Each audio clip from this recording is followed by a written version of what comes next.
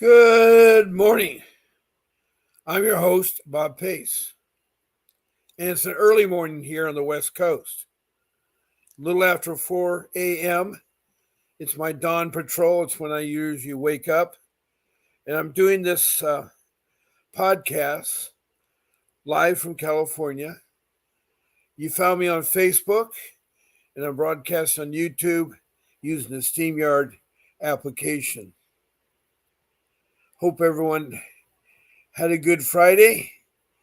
And here we are to fight CPS and get our children back. To fight CPS and get our children back. I want to thank all my listeners that come back here from time to time. This is an interactive podcast, meaning you can participate in this podcast one of several ways. The first way is to text in a comment about your CPS issues. I don't know what you have, your incidents, but I'd like you to be able to share them and maybe I can help you. I'm a loving father, a husband, and I have 6 children and a wife of 32 years. Now, you can text in comments that pertain to CPS, the Child Protection System. And the reason why I call it the Child Protection System because there are many names across the country for CPS. In California, it's Child Protection Services. In Maryland, it's Child Protection Services. But in other states, like Arizona, it's the Department of Child Services. So when I talk about CPS, I'm talking about the system. And the system is where we're supposed to have protection of our children from neglect and abuse, and also family reunification. And so important to emphasize family reunification. It is hard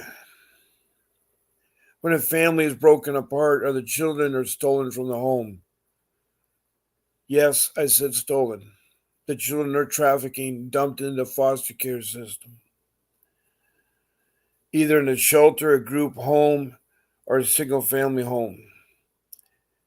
And there's foster care parents that abuse children. It's sad to say. My children were taken and there was nothing extreme happening to them. It seems like CPS has changed the way about every incident that calls in, whether it's done by lay people or professional. You're guilty until you're proven innocent. They believe what it is, and their track records to come to your home and take your child. That's wrong. Not every incident is extreme neglect or abuse going on. Now, I mentioned to interact with this show is you want to do comments. Excuse me. All you do is text in your question about your CPS matter. All I need is your name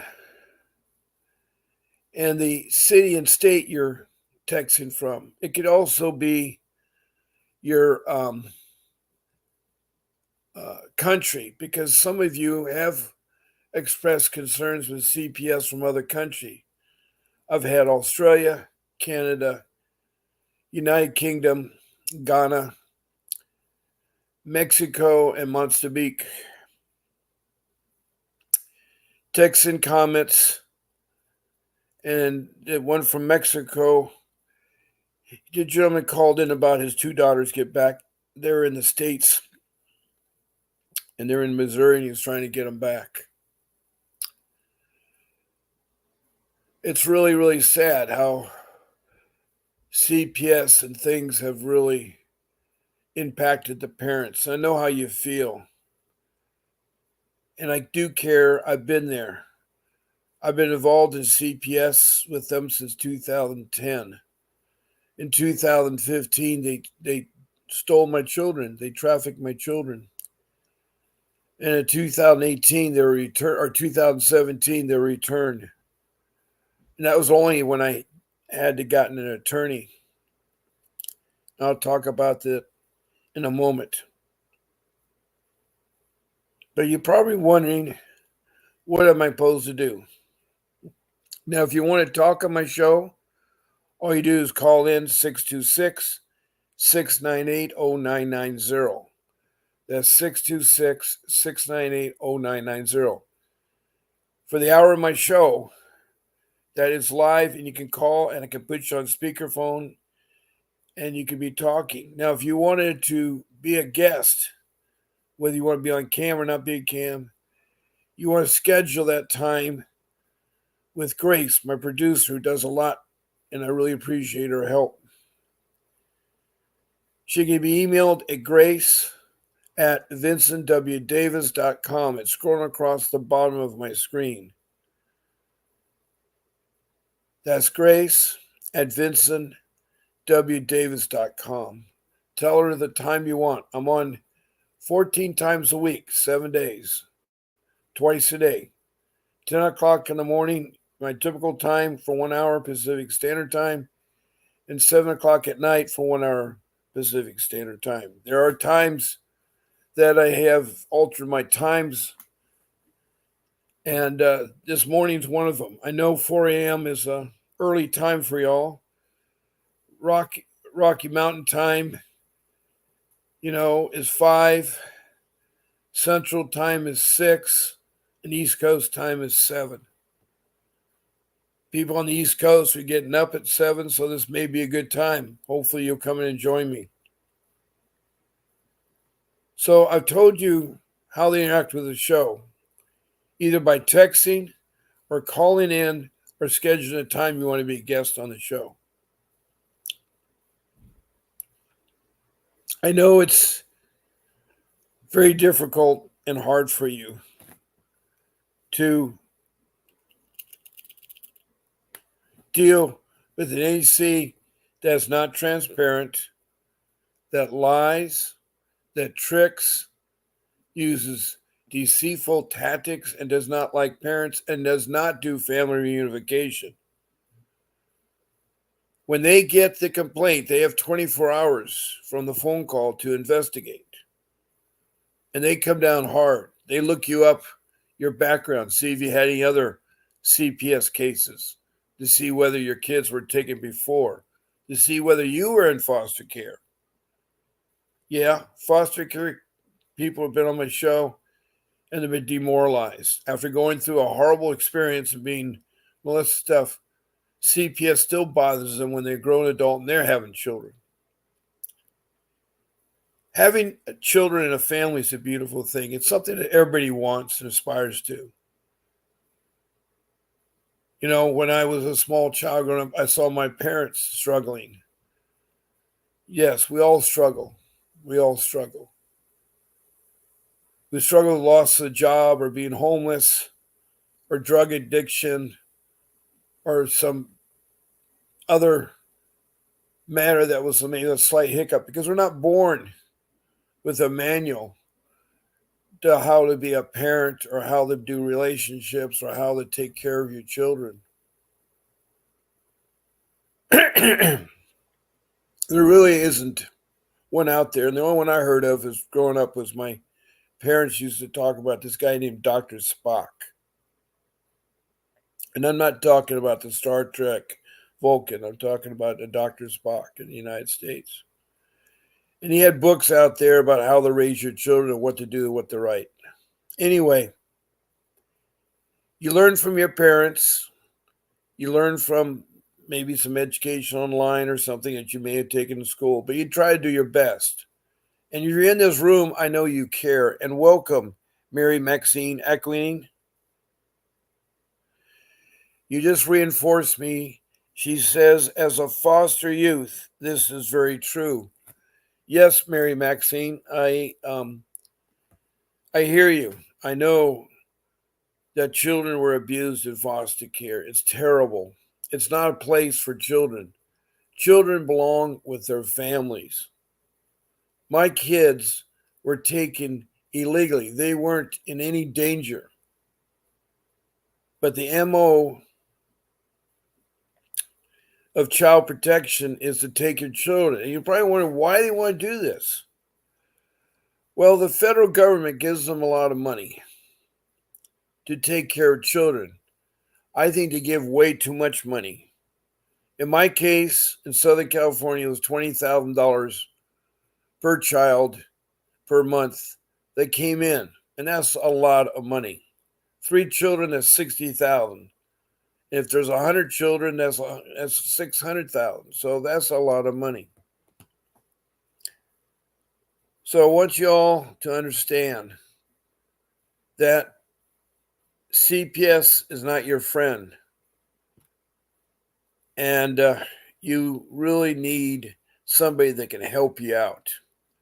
Now, I can relate some of my things that happened in my case, and people have tried them and it works.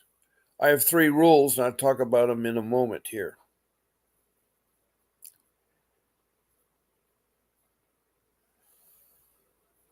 Mary, can you tell me what city and state you're from? That'd be great if you could. That'd be really super.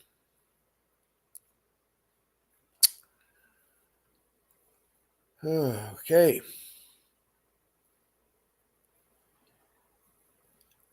I know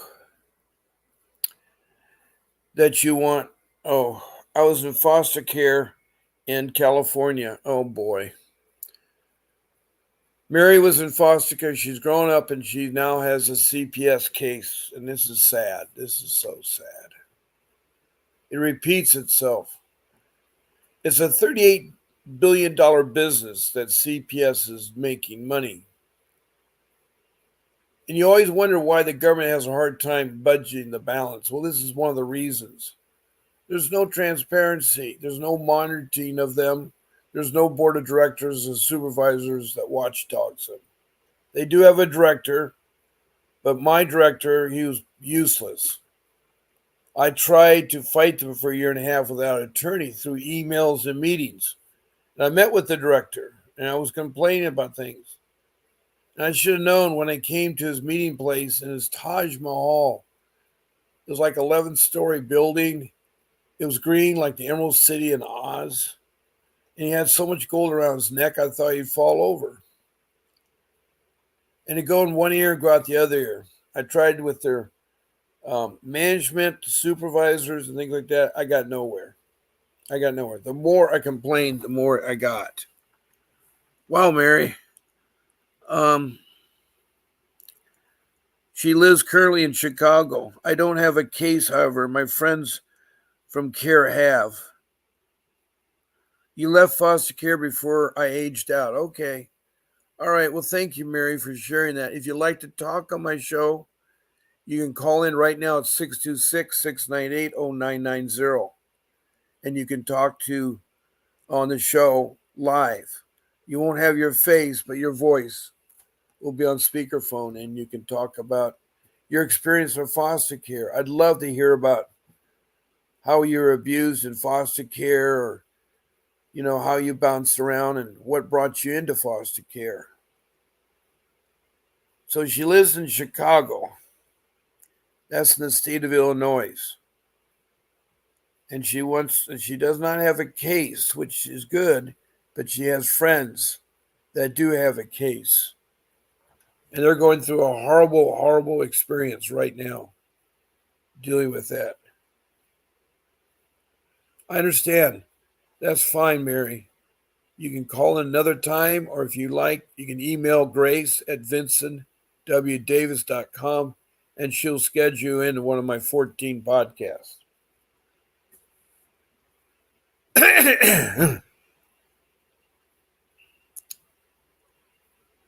Now, I don't know what stage of my listeners that are here listening, what stage of your CPS case is. So I will try to answer anybody with text messages as best as I can.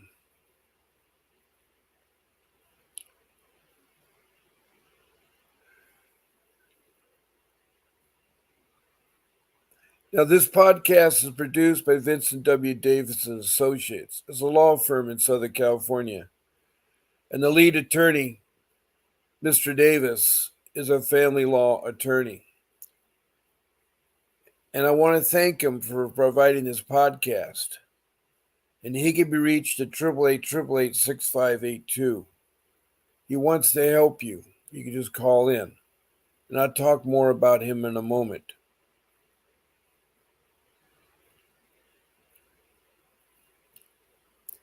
Now, it all starts with the phone call. That's where it all starts. Now, there was some incident that prompted that phone call. Now, with professional people, they're required by law to report suspected child abuse or neglect. If a teacher sees a child with bruises all over his body or, he's going to call CPS because that would not be normal. I know that children get bruised playing sports, and that can be easy to explain.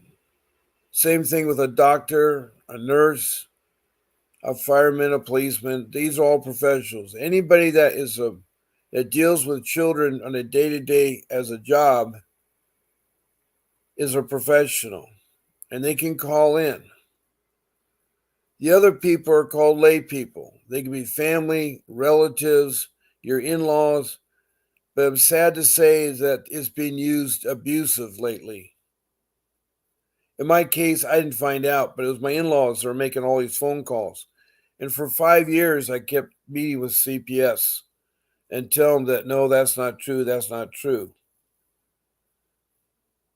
And the person that was calling in a lot is a social worker that's with my wife's family. It's her sister. And she wasn't there helping. She was there to disrupt our marriage from the very beginning when I met my wife 32 years ago. We, built a relationship, and then we got married, and her parents, her sister, her brother did not show up. My parents did, my relatives did, and so forth. And that was sad because all through the time when we started having children, they were trying to look at ways of taking our children.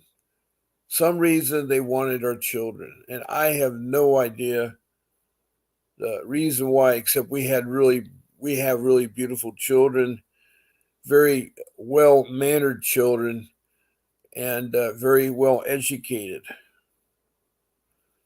Now, my 3 younger children were at a home at the time when the CPS was getting involved. The 3 older ones were out doing their things in life. Our oldest son, is in his 40s, and 2 of our daughters are in their 30s. So those 3 children have families and doing quite well. But it's the younger children that they were attacking. Now, me being an older man, I started having children in my 50s. And my wife is 15 years younger, so it was okay. She was having older children too. And we loved our family, loved our children. We had a family that wasn't dysfunctional, that loved each other, and CPS disrupted that. They stole our children, alienated our children from us, tried to alienate,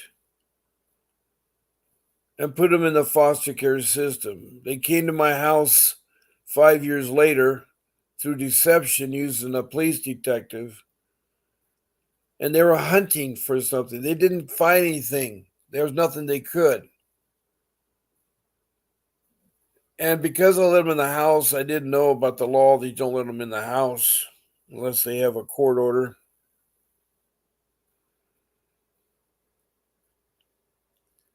They said our children be neglected. And how so? My parents' belongings were in my home, and the reason why they were there because they were dying and they were selling their home and they wanted the belongings to be sent to family and relatives. And at that time, I lost a job, I've been working a long time for. And at age 60, I was unemployed in 2010. Through no fault of my own. It wasn't because of my performance. But that's a whole different matter. But anyway, I was struggling. And so when they came into our home, they saw my parents' furniture stacked up in the boxes. And most of it was downstairs. We didn't put anything upstairs. And we're sorting through the things. We had some in the front porch, some in the yard, and some of it in the garage. So there's a lot of belongings, a lot of years. They've been married for over 55 years, and they had a lot of belongings. And it was hard because they were insinuating that the children were in extreme danger with these belongings. Now, they had their own room. It was clean. They went to school regularly. They achieved great grades. They were in STEM track programs. That's where they take a science class, technology class, an engineering class, and a math class. Because they all wanted to do something in science, engineering. That's where their thinking was.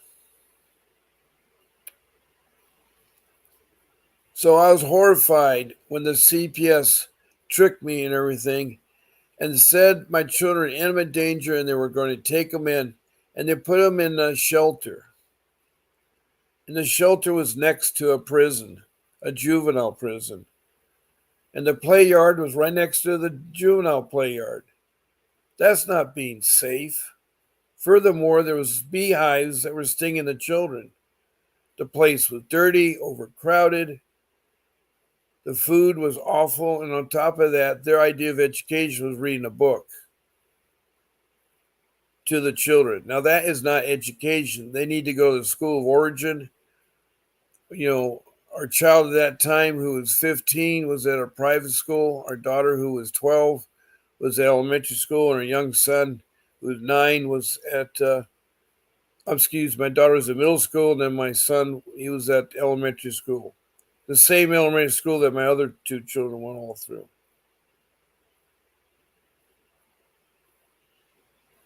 There was nothing wrong with our children. They weren't dysfunctional. They weren't harmed.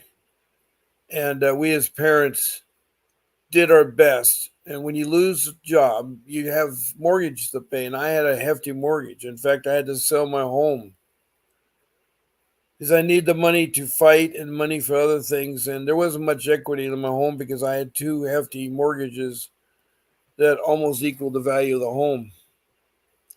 But I lost my home that I tried for 40 years to get. And that's a hard feeling. I'm 74 now and I have to start my whole life over again. I did find a job for a while in 2021. I worked in 22, 23, and then I've just been recently laid off where now I'm struggling again for a job.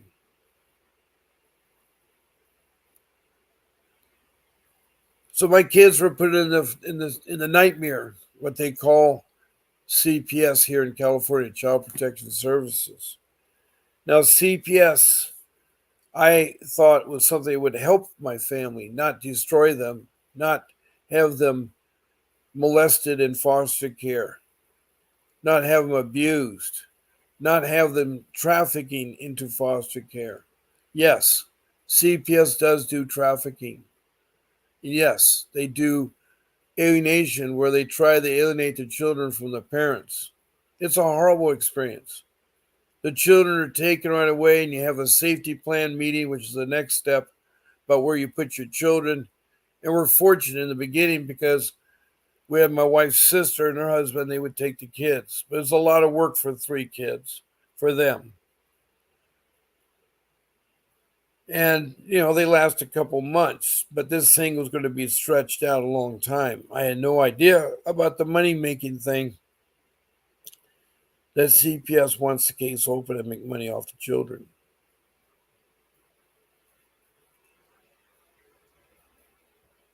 So here I sit,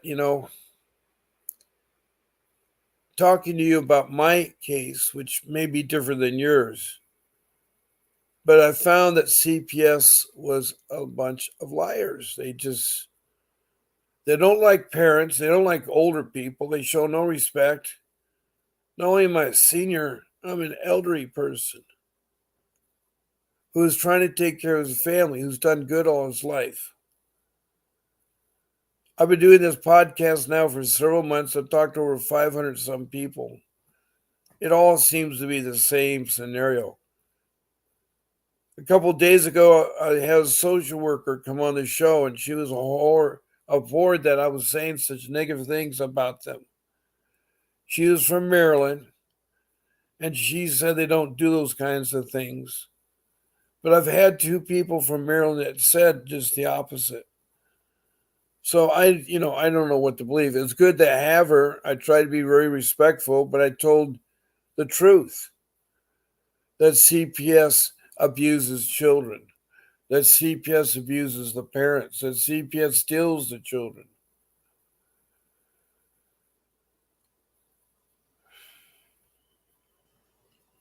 And I tried to fight the first year and a half.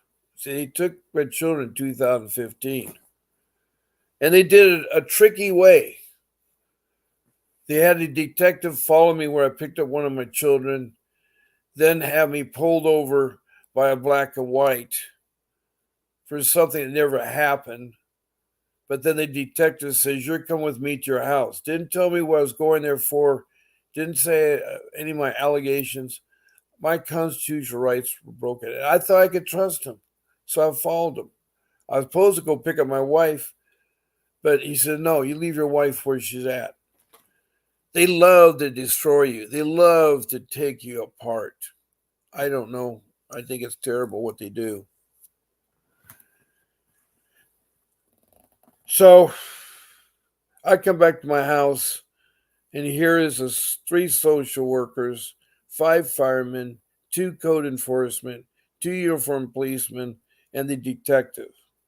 And they want to go in my house, and I didn't know the rule or the law that says they can't enter your home without your permission, or they have a court warrant. So I let them in my home, and they were sitting there trying to find out what could be violated. The code enforcement people were checking the lock on the back door. They're checking the fence around the swimming pool to see if there's anything. The only thing they came up is I found my front gate was loose, it needed tightening, and the yard, since I didn't have my landscape anymore, needed trimming and fixing. That's all they found. The firemen measured my smoke alarm, tested it to make sure. They were trying to find something. But the social workers said, "We're going to charge you for neglect because you can't have these belongings in there." Instead of maybe saying, "Hey, look, I know you're a hard time money. We'll give you money for storage. Move the stuff into storage." I would have done so. But that wasn't their MO. That's not what their intent was. And the detectives just mirrored everything the social workers did. They charged me also neglect. He did it first, but he reported it to the district attorney, who later charged us. And then they add some other charges on there to make your case look really bad and everything. And the sad part is CPS did nothing because it said, until your civil matter is taken care of, we're not going to do anything. So, for 3 years, I was fighting a civil case, actually a year. And I made a deal with them, which is a bad thing to do. Never make deals with anybody. Never sign anything. I think I've broken every rule about how to fight CPS.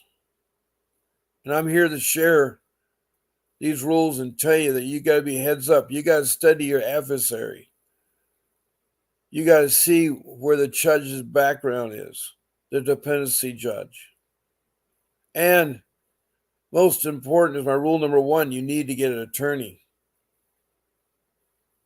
Because you need someone that can navigate through the minefield and the spider making web bringing you in.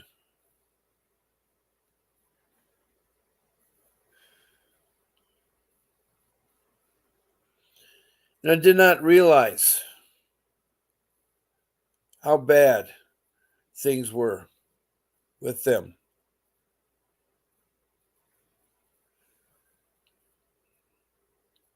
They're evil. They're not there to help you. They don't do family reunification. They destroyed a loving family. And I wish I got an attorney at the beginning because I didn't. I sold my house. I lost my house because of CPS. 40 years working to get that home. And I had to have money to what? To fight and protect my family from CPS. They're predators. I know those are harsh words. We need CPS. There's a lot of terrible stories happen, but we don't need a CPS that wants to make money for the pure point. My social worker, a young 22-year-old girl, didn't have the experience that they should to work with families. She had no college degree. She took no social work classes. She had no training by CPS. She didn't mentor a CPS worker, so she couldn't learn anything like that. And here she is. She says, I'm a clinical psychiatrist, which she's not. And she says the parents are crazy or the children are crazy and they need medication, which she can't prescribe, but they do it. You would not believe how bad these social workers are.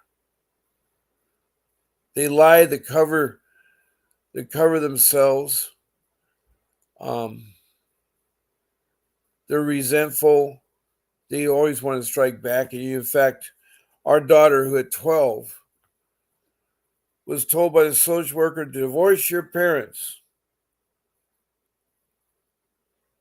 seal your your birth certificate, seal it, change your name, and then get adopted.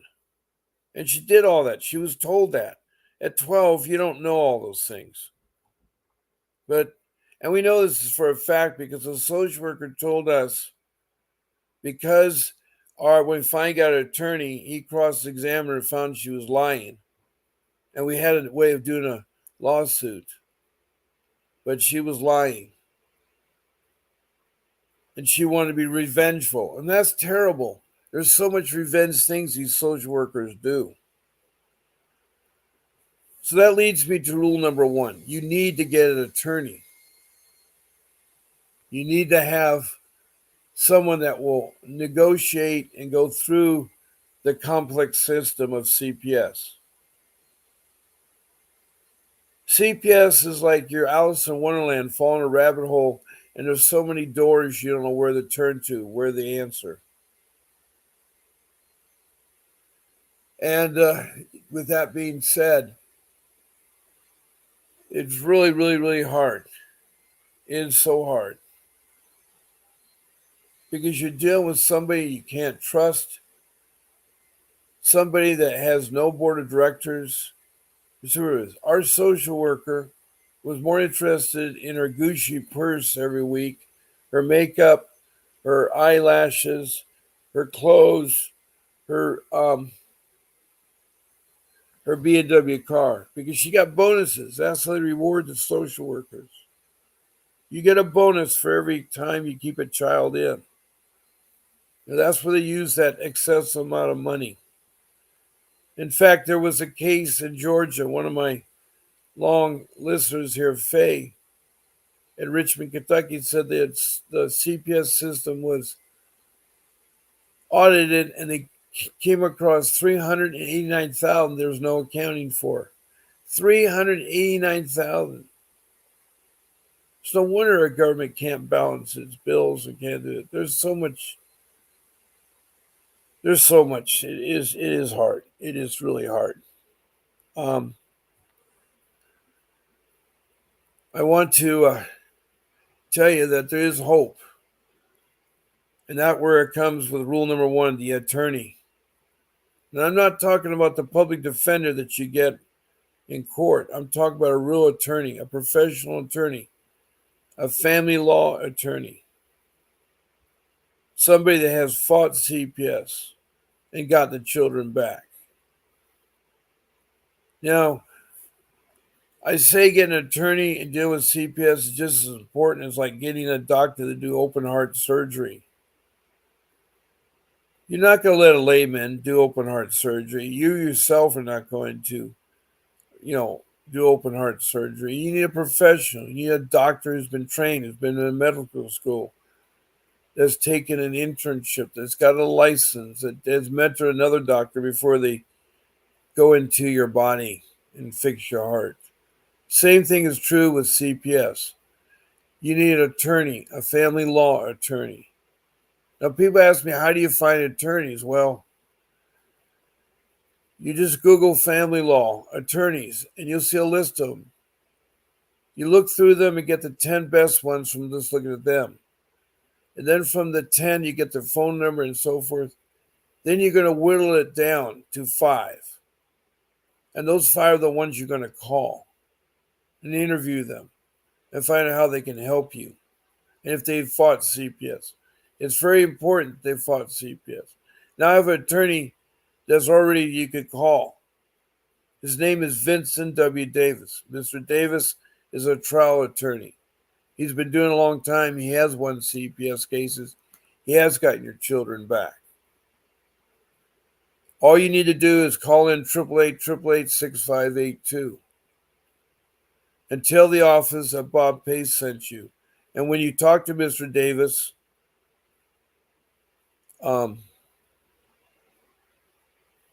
you tell them that Bob Pace sent you.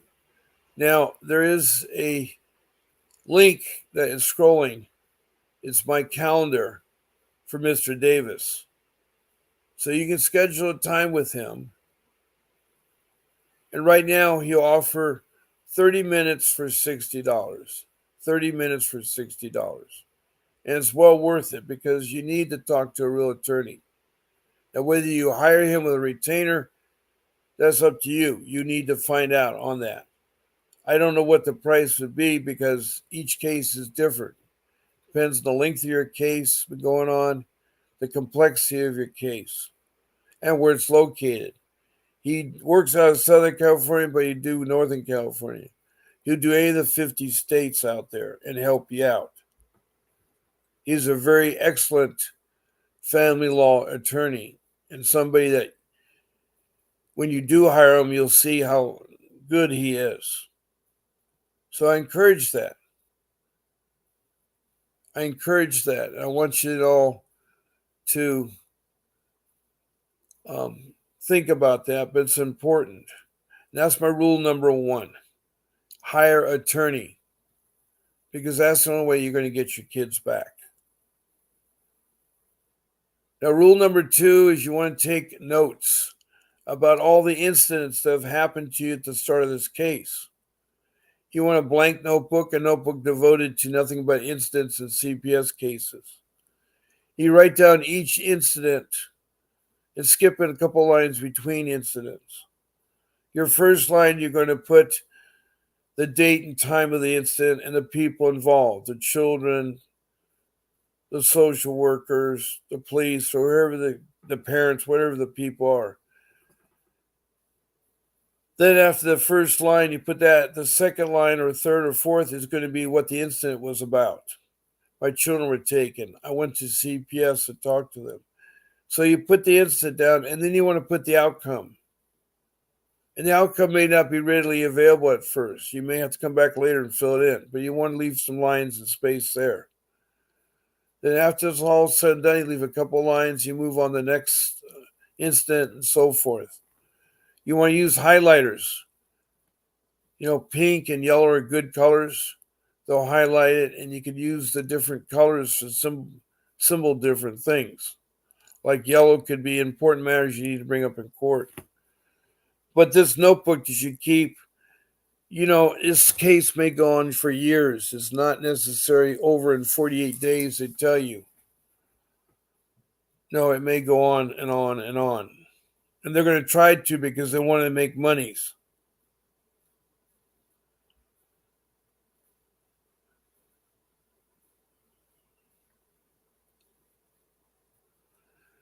And I know you listeners like Mary, who came in this morning, She says that what happened to her as a foster care child are words of nightmares. And I can believe that because my children were abused in foster care. The foster care system isn't what it's supposed to be. The CPS isn't what it's supposed to be.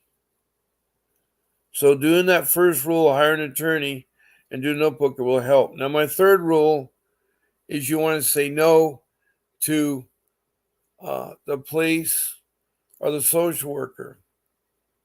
You should only talk to them out of necessity, and you should say yes or no answers. Also, you can chase them away sometimes. Say, I need to talk to my attorney first before I go any further. May I have your business card with your name and phone number? Ask that because they will lie with their name and phone number.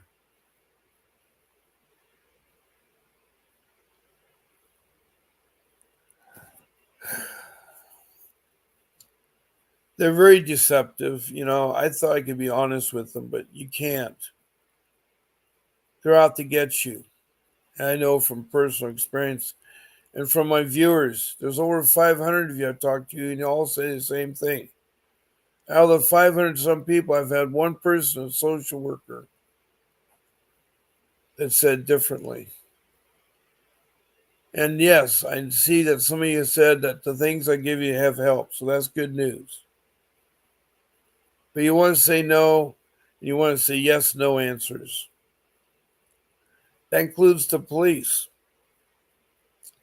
They can't go in your home unless they have a warrant or the child is in immediate danger. There's a crime taking place, a shooting, a knifing, a child being slammed against the wall, or whatever it is. Those are grounds they don't need a warrant. They can come in your home without your permission. But most of the time, they have to ask your permission. You should say no. And again, you just say you want your attorney to talk to them first before you tell them anything. They don't know you don't have an attorney, so don't worry. You can get one if you want one.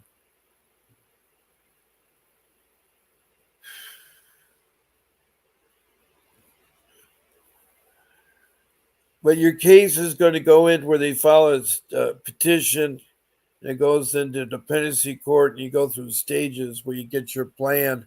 Do everything in their plan. Be courteous to them. But don't talk to them. They'll use it against you. I'm a talker, and so they used everything I said against me. Not that I say anything, but they'll twist and turn things around. They'll twist and turn things around.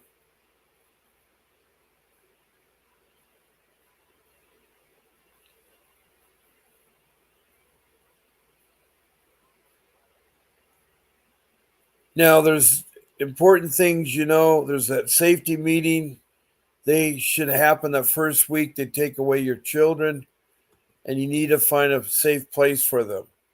And you need to make a list of people, relatives they can stay with. And they're a lot better than the foster cares system.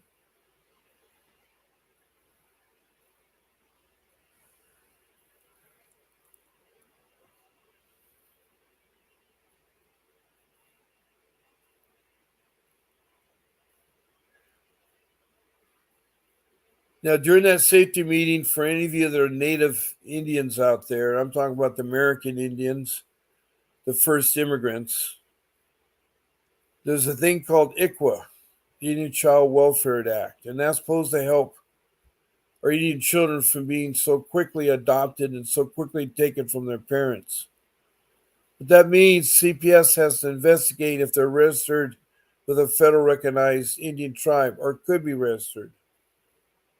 And if they are, they're supposed to give the children over to the tribe. And the tribe will place them with families within the tribe that will help get them back. They're not in there for the money. They're there to help their family, their tribes. So that's called ICWA. There's also a motion that's very important to know, and it's commonly called a 388, and that's in foster care. In California. With a 388 motion, it's a modification of a juvenile court judgment and orders. It may not be a 388 in your state, but it's the modification of juvenile court judgments and orders. It's a petition that you turn into the judge, that you say there's a change of circumstances or new evidence. New evidence could be complete your program. You're tested drug free for a year. Circumstances are that if one of you was a violent, you had domestic violence and now you've taken care of that. Anyway, it's a chance to talk to the judge. You got to prove it with your arguments. You got to make sure you serve the children's attorneys and the social workers' attorneys. It should be done by a dependency lawyer. The lawyers that you get in court are a waste of time. They won't help you. They'll come on at the last minute. And it's just really sad. It really is sad. I don't know how else to tell you that, because you need an attorney. That rule number one. That rule number one.